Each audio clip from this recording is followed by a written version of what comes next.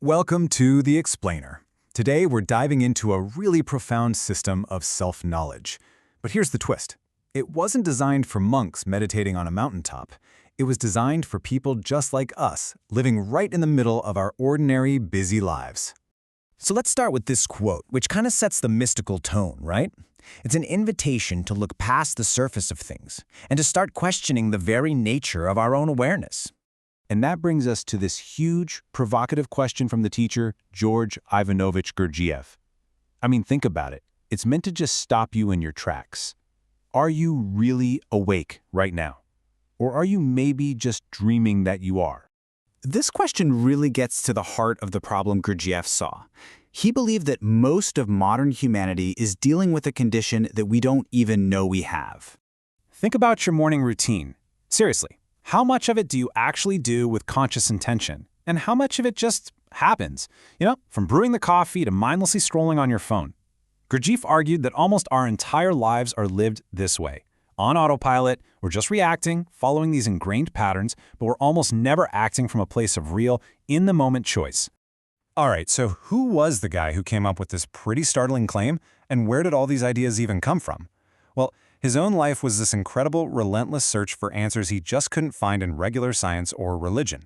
So Gurdjieff, born way back in the late 1800s, spent decades traveling the world seeking out these hidden, esoteric schools and forgotten traditions. He wasn't just some academic collecting facts, He was a practical seeker, on the hunt for a system of knowledge that could genuinely transform a human being.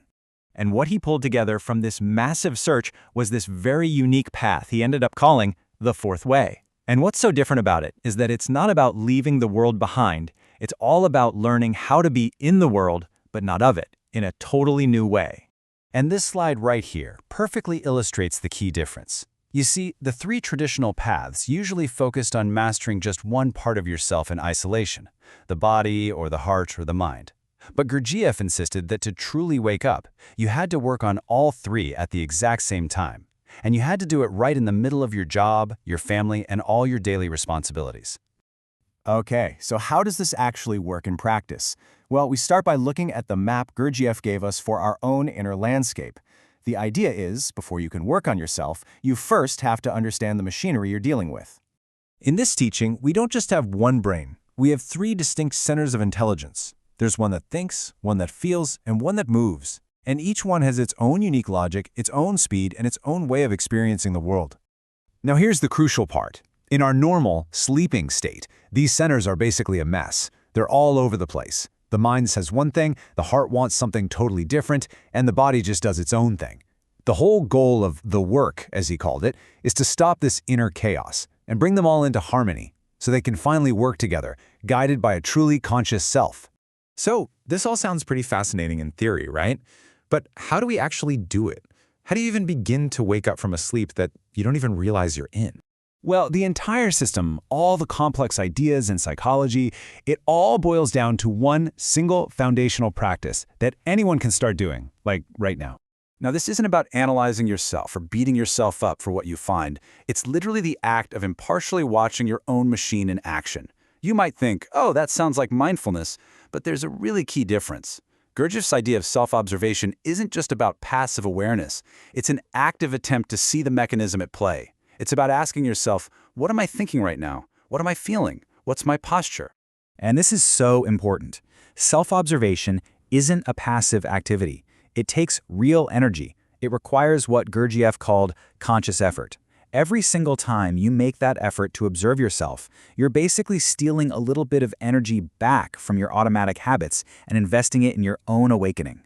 And this core practice is held up by two really powerful principles. Conscious labor is about turning anything from answering an email to washing the dishes, into a moment of full, undivided attention, resisting that constant urge to multitask. And intentional suffering, well, it sounds harsh, but it's really about not automatically running away from discomfort. So instead of grabbing your phone the second you feel a little bored in a line, you just stay with that feeling, you observe it, and you learn from it.